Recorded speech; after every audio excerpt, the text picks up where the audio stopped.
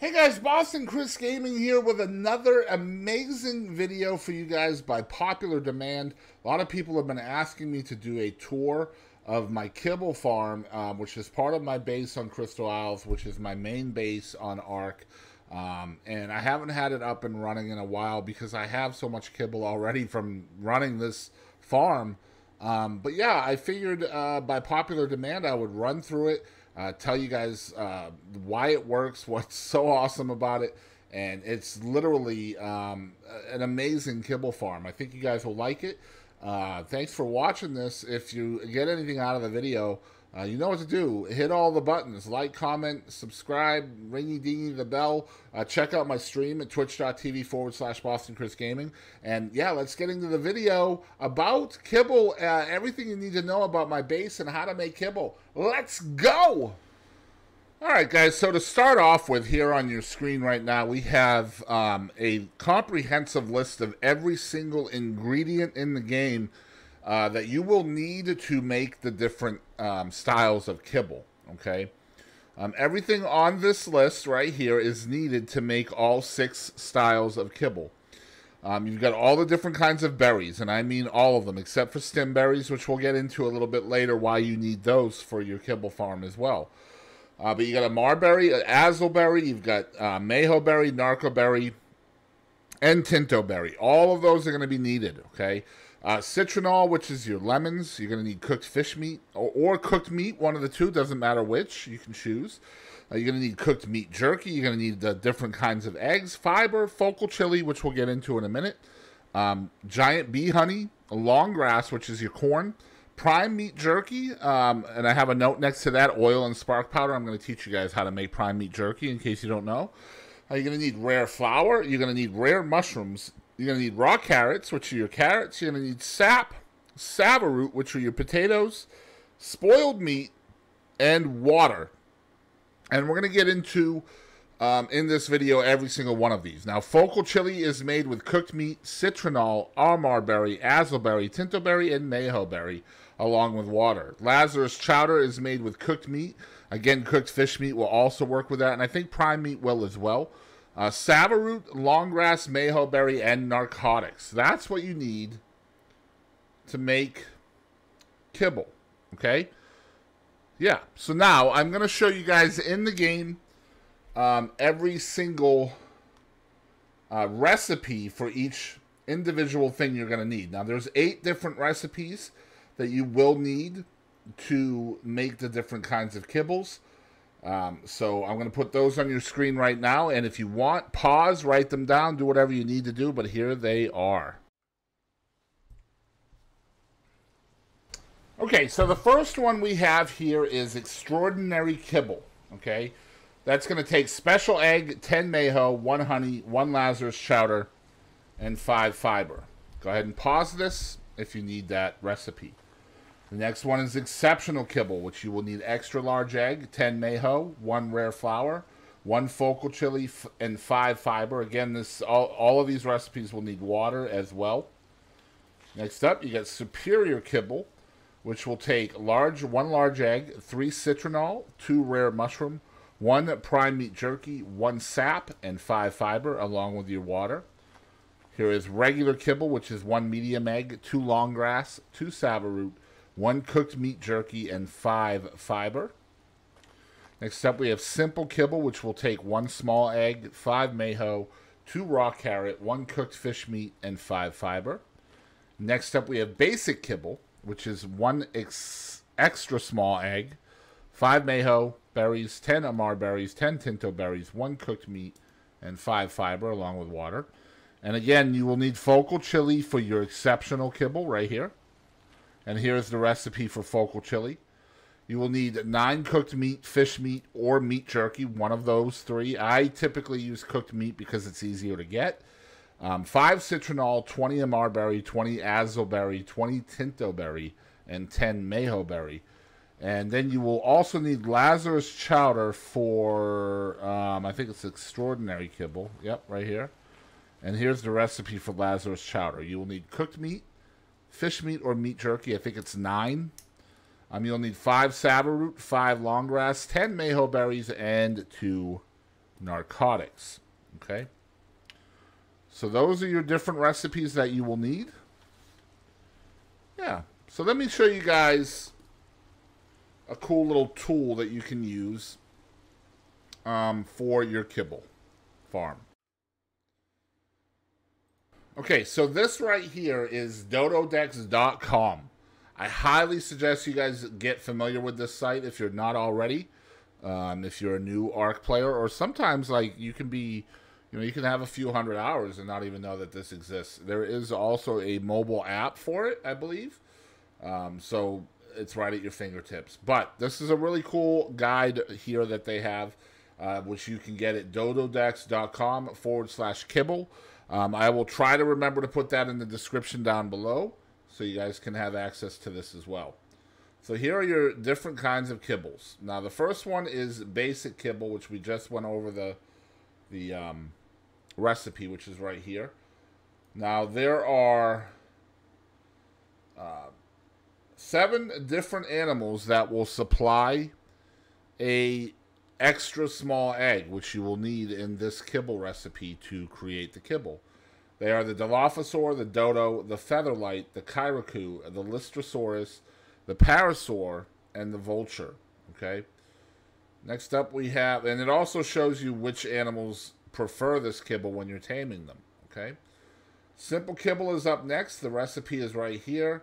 The animals that create the small egg that is needed for the recipe for this are the Archaeopteryx, the Compy, the Dimorphodon, the Gallimimus, the Glowtail, the Microraptor, the Morellatops, the Oviraptor, the Pachy, the Pegamastix, the Pteranodon, the Raptor, and the Triceratops.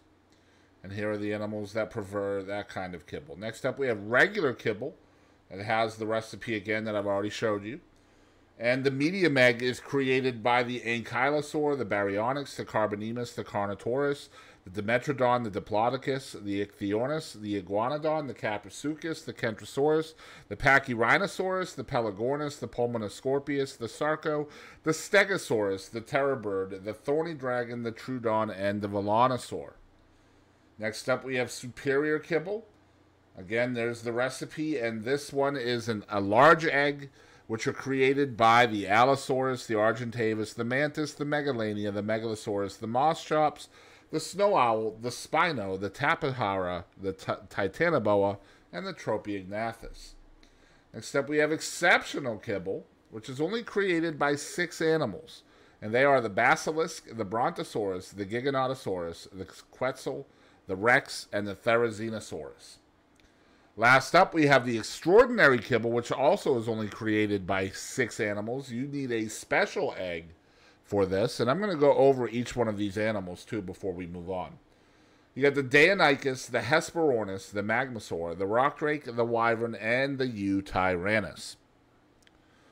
Now, what a lot of people will do, first of all, let's not talk about the Eutyrannus or the Deinonychus yet, okay? The Hesperornis is an interesting one. The Hesperornis, in my opinion, is pretty difficult to tame. It's a time-consuming tame. It takes a lot of time to tame them, okay? So, in my opinion, it's not conducive to creating kibble. For one, you have to tame at least a male and a female, okay, so you get the mate boost, and I'll talk about that in a minute. And then you only have a small chance of getting a golden egg as opposed to a regular Hesperornis egg.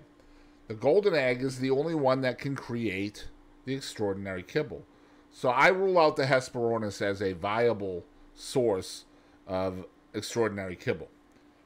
The Magmasaur, the Rock Drake, and the Wyverns do not create passive eggs. That means, what that means is if you put out a bunch of those animals and you wait, they will not create eggs for you. Okay? They will not create unfertilized eggs. Okay? Now, obviously you can breed them, especially now where rock drakes and wyverns are breedable. You can breed them, in any fertilized egg you don't want to hatch, you can use that to make kibble with. But I don't suggest it for a couple of reasons. One, you have to turn them on. You have to breed them. Okay? They're not passively making eggs. Two, just the sheer size of those animals. It's hard to make a large area or an area where you can have a lot of them making eggs passively for you. So that leaves me with the Deinonychus and the Eutyrannus. Now, the Deinonychus obviously is a smaller animal, but they do not passively make Deinonychus eggs. They do make passive eggs, unfertilized eggs, but for some reason, they only make raptor eggs. So when they drop an egg on the ground, and it's very rare that they do, they will make a raptor egg, not a Deinonychus egg. The only time you can get a Deinonychus egg from them is if you're breeding them. So you only get fertilized eggs for the kibble. That leaves me with the Eutyrannus. In my opinion, the Eutyrannus is by far the best source of eggs for the extraordinary kibble, because you can just put a bunch of them out and they will passively make unfertilized eggs, and then you can turn those into extraordinary kibble. Going back to exceptional kibble now, I am trying to find the smallest animal that I can, because I want to fit them into a smallish area. So out of these 6 animals, I think the Therizinosaur is the smallest animal. I don't think, I know it is the smallest animal that creates an extra large egg. Next up, the large egg. This was very easy for me too. Looking at all of these, the best options in my opinion are the Moss Chops and the Megalania. Now, for me, the Moss Chops is more readily available. They are on all the maps. They're easy to tame. And they're small, and you don't need a saddle to ride them. So all pluses in just taming up a whole bunch of them for kibble. Okay. Next up, the medium egg. This came down for me between the Ankylosaur and the Velonosaur. Now, again, for me, the Anky is found on more maps, and they're easier to tame than the Velonosaur. So that was an easy one for me. And I'll show you guys how I set this up in a minute.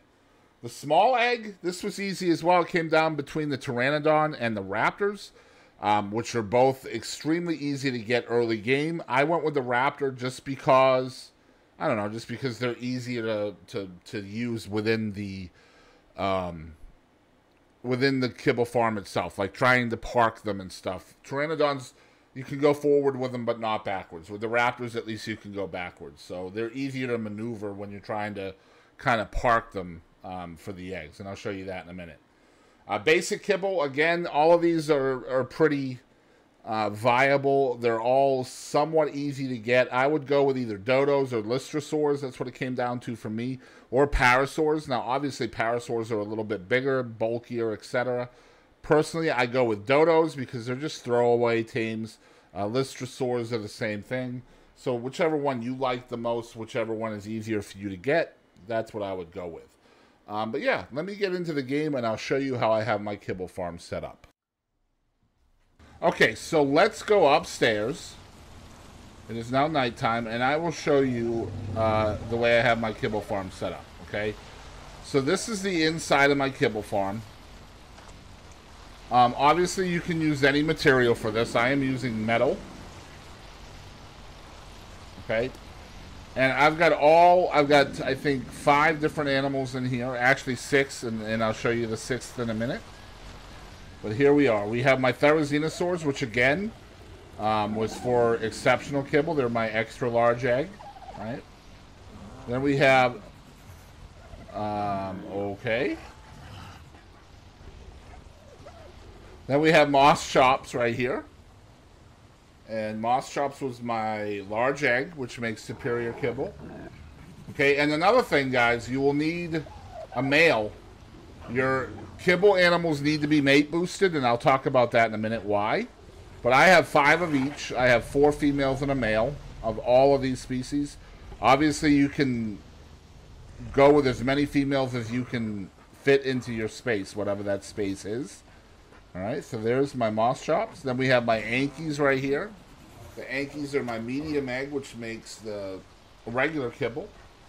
So there they are. And then my Raptors are right here. Okay? And they make my simple kibble. Right? So, let me go outside and show you what I have out there. So, let me show you this real quick, just for future reference. We're going to talk about this later, but this is a drop that I have. And I'm just going to pull out the stuff I want, drop the stuff I don't. This is a boosted server. As you can see, it's really good loot. But I'm just going to drop all of this because I want my gotchas to eat that stuff. And I'll show you why in a minute.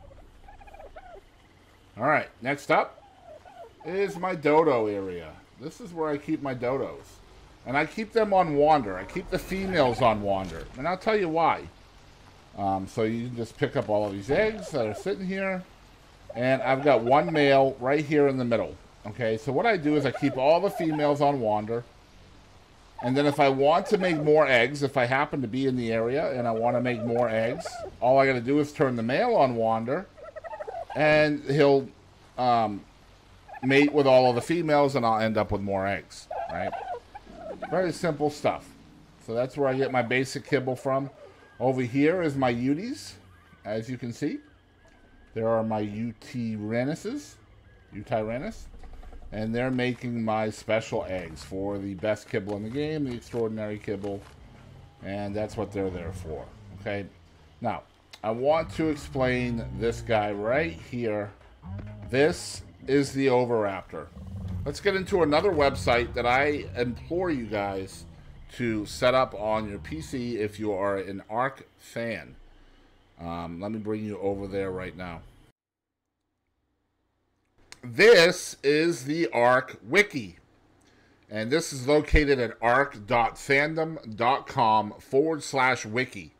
I will put that in the description down below also so you guys can check it out. It's very awesome, and thank you to whoever put this together. This and Dododex are viable. So they're vital tools if you're going to be a staunch Ark player. Now, this is about the Oviraptor, and the Oviraptor is an interesting little tame, and I'll tell you why.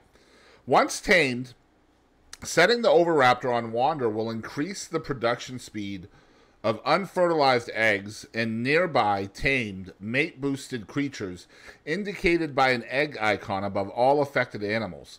This effect will also increase the feces laying rate on all dinos nearby, and that includes mammals, and we'll talk about that in a while. The radius of the speed boost for egg laying is slightly smaller than that of a feeding trough. But contrary to a popular myth, the Oviraptor does not increase the chance for twins, triplets, or mutations. And neither does the unicorn, by the way, guys.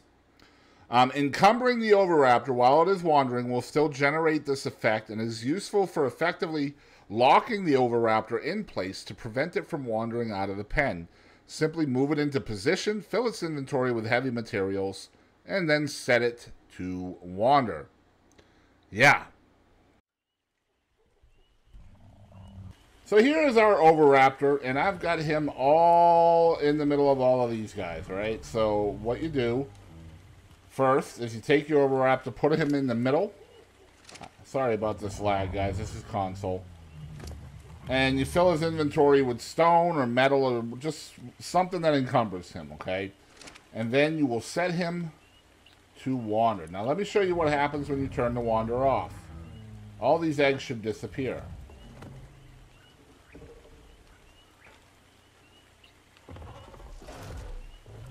Hello?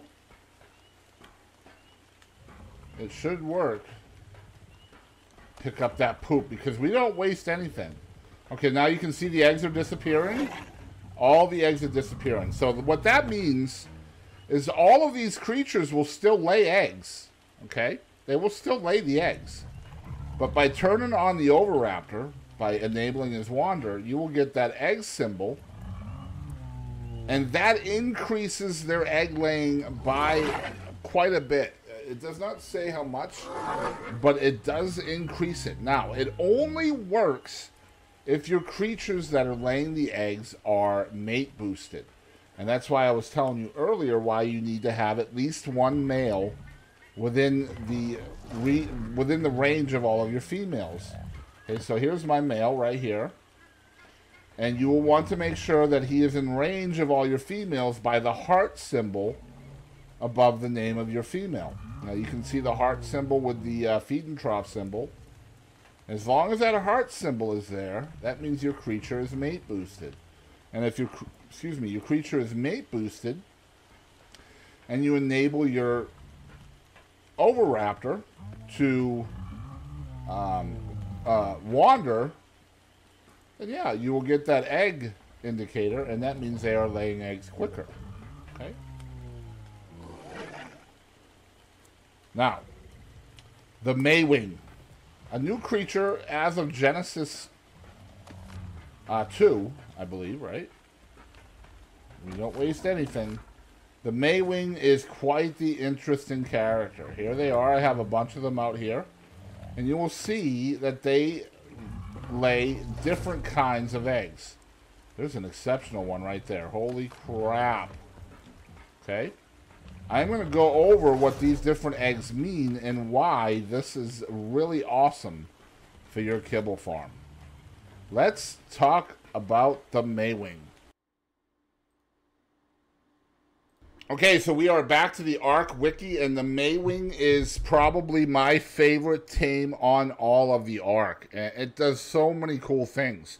But when we're talking about Kibble farms, we're not talking about the fact that it's probably the best flyer, quote-unquote, in the game. We're not going to talk about the fact that it helps keep babies alive because it's a feeding trough for babies. We're not going to talk about the fact that it can steal babies, it can hold babies in its saddle. No, we're going to talk about its eggs. Okay, that's what we're talking about today. Now, the Maywing lays eggs of random quality at random times, even under the influence of the Oviraptor. That, to me, says the Oviraptor does not help. When picked up, the egg will state what quality it is. Below is the table for the chances of a specific egg appearing. Okay? So you've got basic, simple, regular, superior, exceptional, and extraordinary. The Maywing eggs are named after the different kinds of kibble. And the reason for that is because that kind of egg from a Maywing will make that kind of kibble. So if you find a basic Maywing egg, it will make basic kibble. If you find an extraordinary Maywing egg, it will make extraordinary kibble. And your chances decrease depending on the level of kibble it is. Basic, you have a 35% chance whenever it lays an egg. Simple kibble will come out, or simple egg will come out 25% of the time. Regular is 17.5%. Superior is 12.5%. Exceptional is 7.5%. And extraordinary is 2.5%.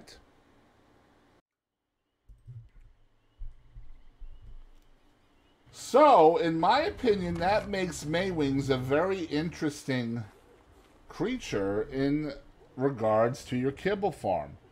Now, you only have a 2.5% chance of your Maywing creating an extraordinary egg. It's a very low chance. Whereas your Uni will create an extraordinary egg every single time. Every time. 100%. Whenever it lays an egg, you can make an extraordinary kibble. That does not decrease the value of the Maywing, though. Because the Maywing is going to give you a smorgasbord of different kinds of eggs. And, I mean, they're an easy tame. You shoot them, they're knocked out, you fill them with the taming food, and you have yourself Maywings. The other cool thing is they are not gender specific, as you can see. So if you have two Maywings, they're automatically mate boosted. You don't need a male and a female. You just need a Maywing and a Maywing. So again, I don't think they're viable for the more rare kinds of eggs, like exceptional and extraordinary. But I think if you're trying to make basic, simple, and regular kibble, they are really, really nice to have around. Really, really nice. Alright guys, so the next thing you're going to need is you're going to need a garden. And in order to have a garden, a functional garden, you're also going to need water, because you will need to irrigate your crops. So it's probably best, before you even begin building your Kibble farm area, to find yourself a source of water somewhat close by to the location of your Kibble farm. When I chose this spot, I chose it because I was this close to the water. Now what you're going to need to do is you're going to need to build yourself some pipes going from the water, right here, up to your farm.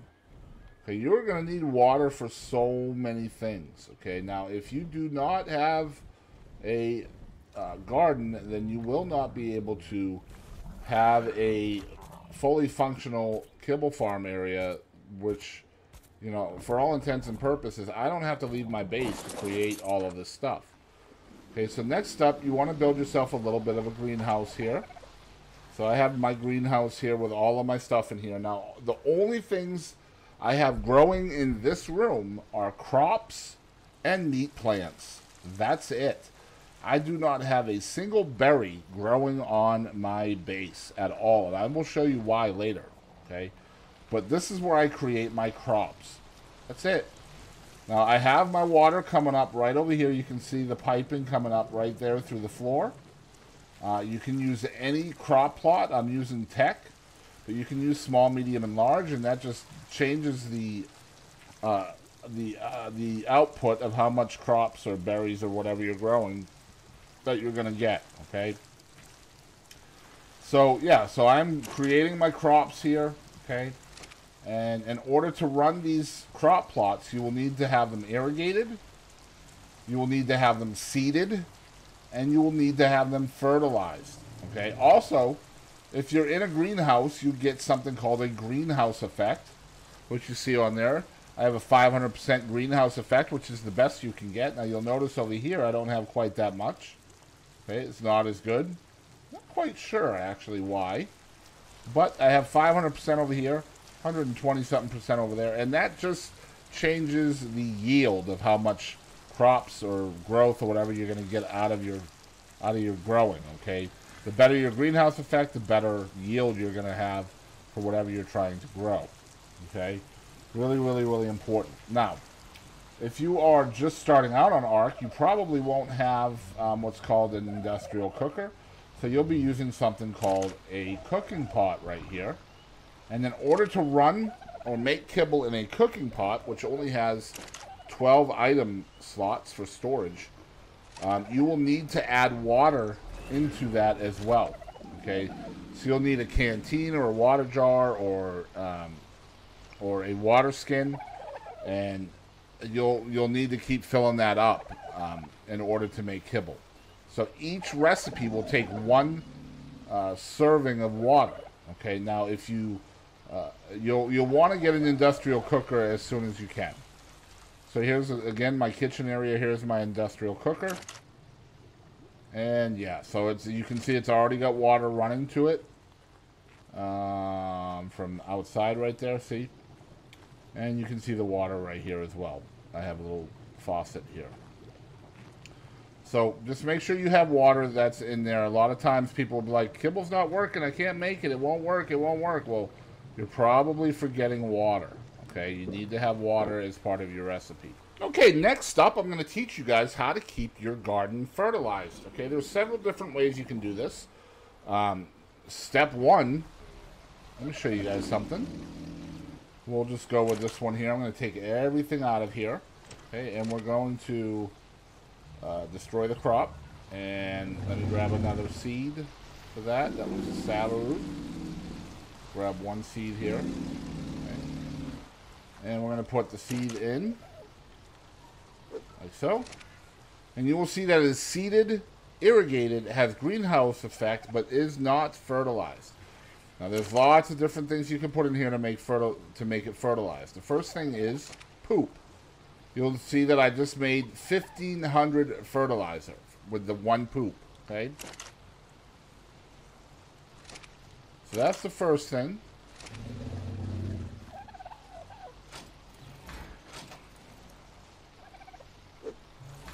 $15,000 fertilizer. Next thing I'm going to put in here is a snow owl pellet. That gives me 50,000, okay?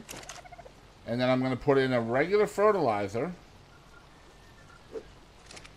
which gives me also, no, that gives me 60,000. Okay, so it gives me, with those three, now if I took the poop out, it would go down. If I took the snow pellet out, it would go down. So it's about 55,000 for a regular fertilizer. It's only 15,000 with the regular poop. Okay, and about 50,000 with the snow owl pellets.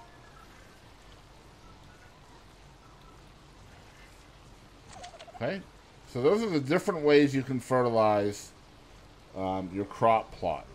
Okay. Now you can also just go up to it and deposit it by hitting triangle or whatever button it is for you. It shows it right there. Okay, so I've got 315,000 fertilizer on there, and that will steadily go down. Okay. Now,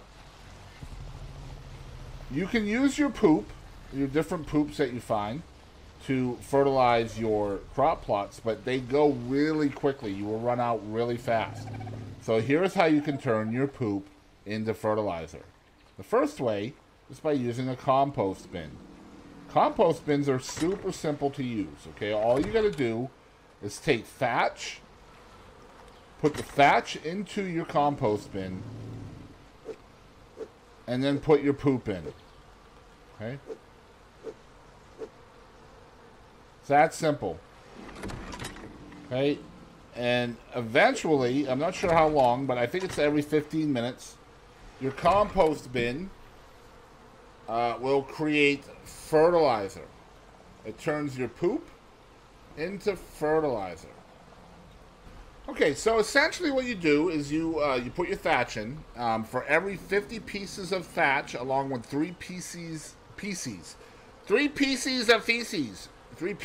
feces of any size, will create 1 fertilizer. Okay, the feces can be all different sizes. It does not matter.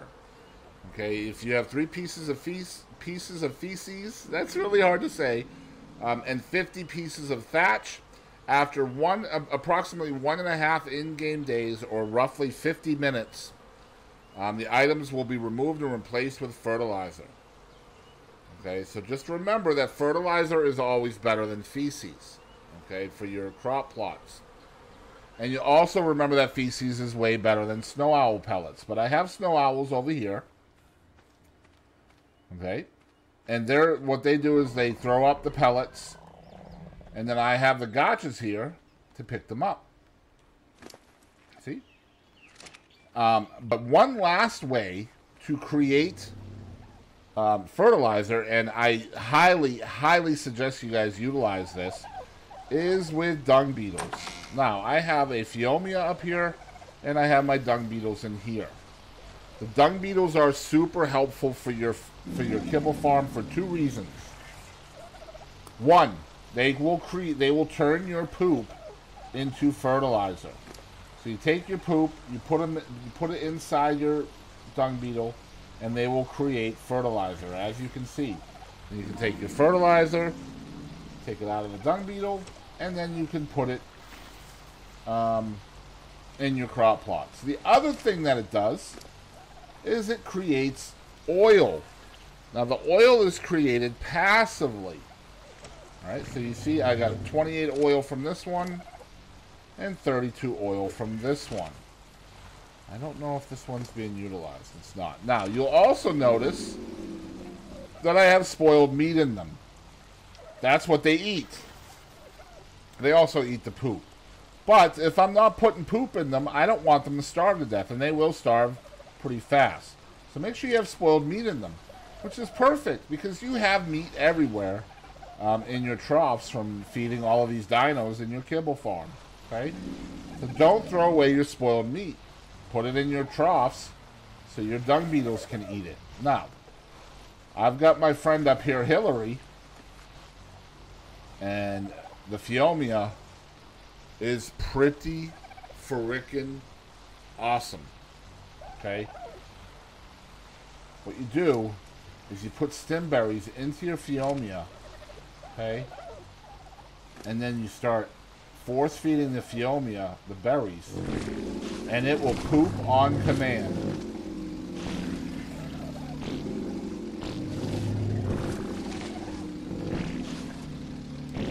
Then you can take all of this lovely fecal matter and toss it into your dung beetle. Just like that. Now you're creating more fertilizer. Boom. Now a couple of things on the dung beetles. The first thing is they have to be on wander in order for them to work, okay? So in order to, my turtle's wanting some attention up there. You'll get it in a minute. But yeah, they have to be on wander. They don't look like they are, but they actually are on wander, as you can see. But if they're not on wander, they will not convert that stuff. Okay, so that's why I have them kind of cooped up in here. I can see them through the window. You know, I'm not cruel, right? I got so they can see through the window, right? But make sure they're on wander. Very important. Okay, and when you're leveling them up, the only thing you want to level up is weight. You want to make sure they have enough weight to create oil. That's really important. And the oil is important because... Actually, you know what? I'm not going to tell you why yet. Okay? I'm not going to tell you why. I'm going to tell you a little bit about the gotchas. Okay? Come back to the gotchas out here. And this one right here is supposed to be an oil one, but I'm using them for element dust. Okay? But normally for your Kibble Farm, you want to have one for oil and one for sap. Those are the two items you're going to need for your Kibble Farm. You could also create one for flint and stone if you want to make spark powder. If you really never want to leave your base, you could have 4 gotchas. Flint, stone, sap, and oil. And that way you can create spark powder, oil, and sap, which are 3 items you're going to need for your Kibble Farm. Okay? But I'm going to try to explain the gotcha. Let's check it out. Gotchas are solitary creatures, except when they have one and only one mate with them. If there is a same gender gotcha within 14 or less foundation range, they will become sad. Other than their facial expression, they will refuse to look directly at the survivor if ally looking is on. They will not pick up items or resources dropped near them. They will make an expression with their head turned away in front rather than grabbing it, and they will very rarely produce crystal with severe resource rate drop or eat anything in their inventory, even if stone or other resources or items are placed inside. Moreover, if they have eaten snow owl pellets, dreary flecks of light will appear behind where the lights would be. Even if the gotcha of the same gender leaves the sadness range, the previous gotcha with the said gender will remain sad for a time unless reintroduced to the opposite gender gotcha. So what does that mean? That means you want to have a male and a female. And they can be next to each other. And they will stay happy. And they will produce whatever it is that you need to produce. And that's why I have these guys right next to where a drop comes down. A supply drop will land right here, as you saw earlier in the video. And I will toss out the things I don't want. They automatically pick them up, eat them, and turn those items into the items that I need for my Kibble Farm. In this case, oil and sap. Now, if I want to have a flint and a stone as well, then I need to make sure that couple is at least 14 foundation blocks away from these two. I'm obviously not real worried about stone and flint, and I'm sure you guys probably won't be either. But if you want to have all 4 in your kibble area, then you'll want to make sure the gotchas are at least 14 foundation blocks away from each other.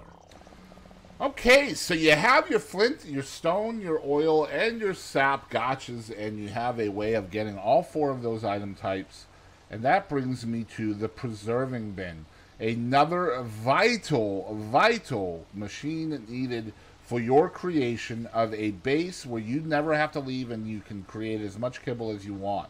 This is where you will make your cooked and prime meat jerky, which are both items that are needed for the creation of different recipes in your pursuit of kibble. You will need to put oil and spark powder into this in order to turn it on.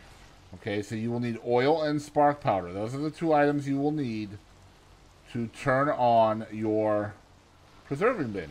Once you do so, you can put your cooked meat or your cooked prime meat in here and turn that into jerky. Now, if I'm not mistaken, I believe it makes 1 piece of jerky every 45 minutes. You will need jerky for one of the most important kibble types, which is superior kibble. Right here, you will need that prime meat jerky. I also believe you need it for...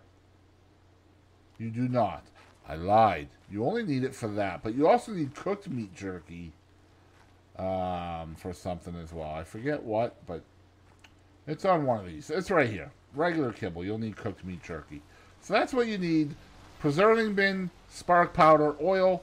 That's why I have my my Dung Beetles creating oil up there. I also have a gotcha creating oil.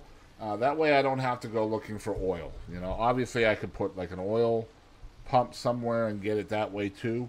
But I'm lazy. I like to create everything here right at my base. Alright, so the hardest item in my opinion to get for the creation of kibble is fricking honey. Giant bee honey is a pain in the rear. Now my base is on Crystal Isle, so I could very easily just go to the honey cave over there in the redwoods, and I can get lots and lots and lots of honey that way. However, I have tamed up a couple of bees that I got on Valguero. I have 3 here, and then I have 1 more upstairs just as a backup, and they are creating honey for me. Now the way you use these giant beehives is very simple. You just open them, and you put rare flowers in there. That's what the bees eat. And as long as they have rare flowers, then they will create honey for you. Okay? Now, obviously, the honey has a spoil timer on it. It's 2 days when it's in the hive. It's 3 minutes. It's probably a lot less than that. It's a lot more than that. It's just about to break down. But if you pull it out and put it in a fridge, it's actually a lot less there too. So it's best to keep it in the hive. But you need that for extraordinary kibble. So my opinion is to have at least 1 beehive in your base. Make sure they have rare flowers in it at all times. Rare flowers are super, super important. Where do you get them? Alright, so here we are on Crystal Isles. We're at 50.2, 34.8. This is a swampy area with mangrove trees and such. And there are 2 items here that we desperately need for our Kibble Farm. Okay, obviously I'm not in my base right now, so this is for early game or mid game or whatever. Okay, this is in my opinion the best way of getting rare flowers if you are in a mid game situation. Now, if you're in an early game and you're wanting easy rare flowers, obviously you can go to beaver dams and open the beaver dams, and the beaver dams will always have rare flowers in them. And you can get rare flowers that way. As far as rare mushrooms go, they're a little bit tougher to get early game. Okay, that's why I have my buddy here, the Therizina sword. Now, I am on console again, PS5. So I see these little bushes right here, these little trees, whatever. These little bushes and plants in front of me. And I'm going to left trigger attack. Okay.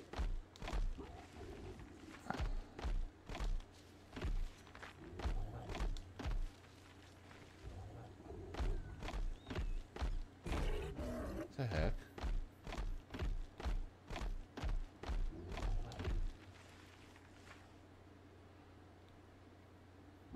Why isn't this working?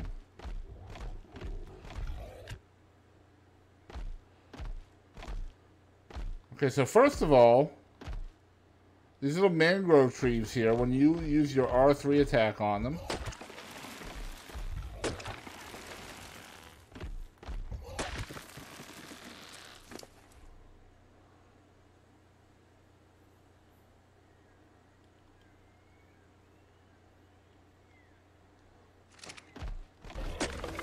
I'm sorry, it's your R2 attack. Use your R2 attack on these and they will give you rare mushrooms, as you can see. You will need rare mushrooms for one of your recipes. And you can just clean up right here. This is a 2-time server.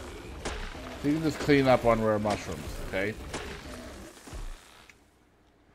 Now, obviously, you're going to get a ton of wood as well, okay? That's what she said. But you're going to get rid of your wood. Now, for some reason, when I was doing the L2 on this, there it goes. It wasn't showing the rare flowers coming in, but it does give you the rare flowers. You gotta use L2, and it will give you rare flowers. See, it's giving me rare flowers. So this is a cool little area right here, and this works in most swamps that I understand. So let's look at this. If I take these out, 336.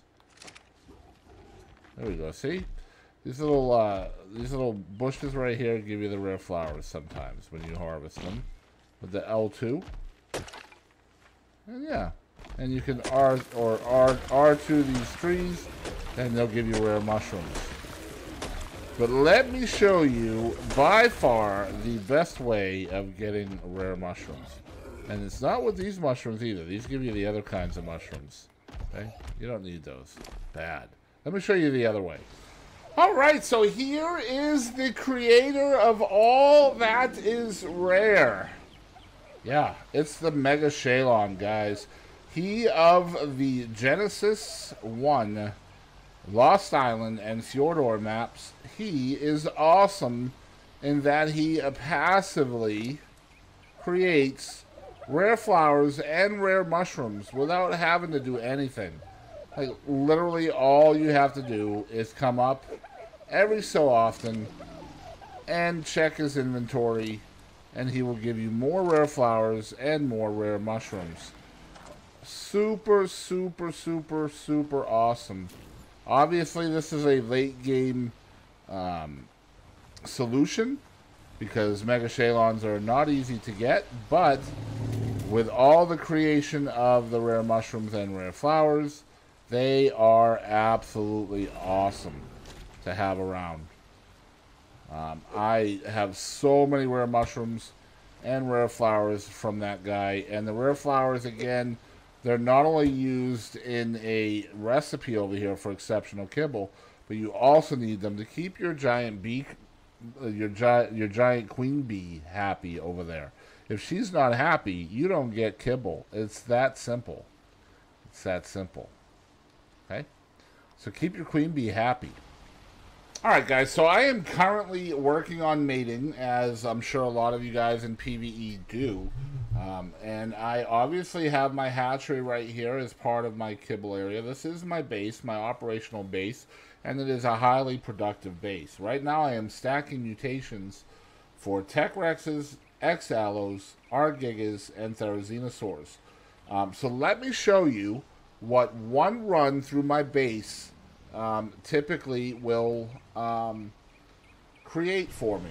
Okay? Alright, here we go. So here is what one run will look like as I go through my breeders and my kibble farm. And how many eggs and everything we get. This is also a good way to segue into some foreshadowing for a video I am planning on doing on stacking mutations, which is what I'm doing with all of these animals, which is why they're out like this.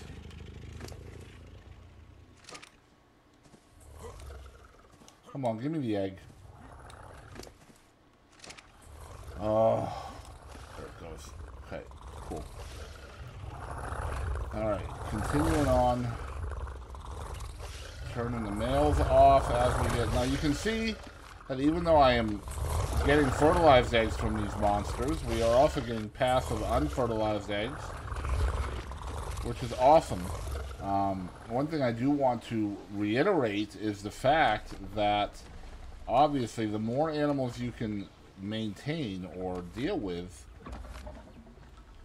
the more eggs and poop you're going to get. And the more you get... Sorry for the lag, guys. This is console. This is not like PC where everything just is smooth as molasses. But this is what a run looks like each time I go on a kibble run, or an egg run rather. This is how we do it.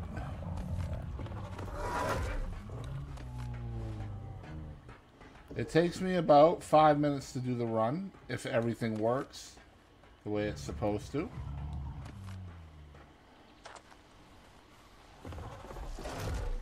We have another drop coming down.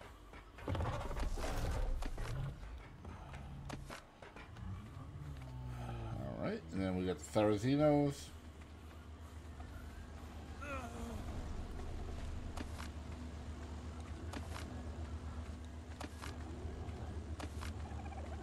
I don't think I turned my male Giga off, so we're going to go back and do that.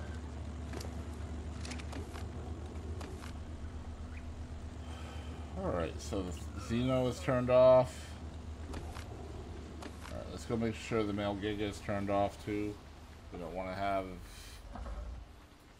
eggs created when I'm not looking. So we got all of our fertilized, so we're going to get our dodo eggs. And I've got this routine, which is kind of crazy, how quickly I can do this. So we just come in here and pick up anything we see on the floor. Poop, eggs, we get everything. And then we move this way. Put these guys in here. And we grab all of this.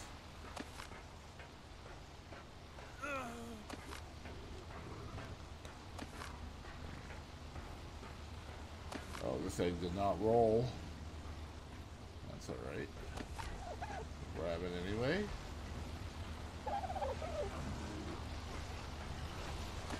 And then we drop off the poop over here.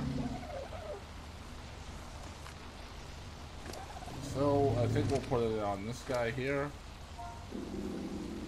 Drop off all the poop. And then we go downstairs and drop off the unfertilized eggs.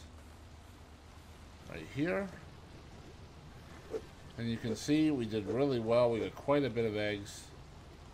1 moss chops, a couple of Ark Gigas, our raptor, bunch of Maywings, Tech Rexes, Therazinos, Uties, and the rest of these are my fertilized.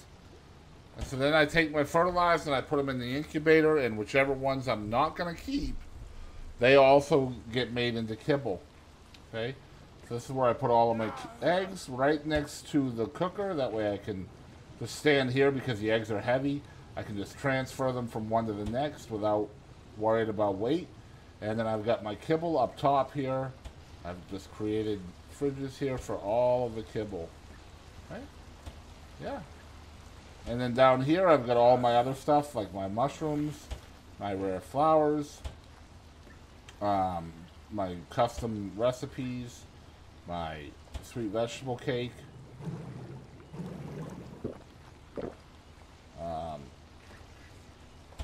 and of course my recipes, this stuff here, and my unfertilized eggs. Right? And yeah, and I've got all my recipes on metal signs, so that way I know how to make stuff. Oh, how do you make a mind wipe? Well, there it is right there. Boom. That's how you make it.